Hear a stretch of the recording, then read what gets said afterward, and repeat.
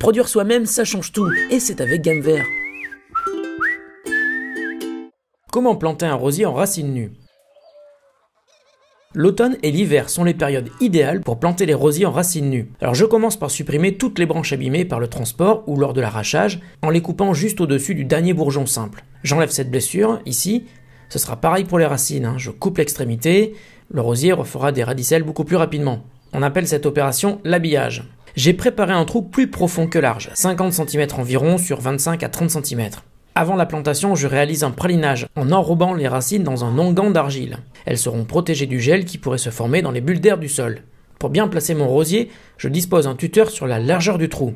Il me servira de repère pour mettre le rosier à niveau. Je rebouche avec la terre de jardin mélangée à du compost. Le point de greffe, d'où repartent les nouvelles tiges, doit rester juste au-dessus du niveau de la terre. Mon rosier est installé.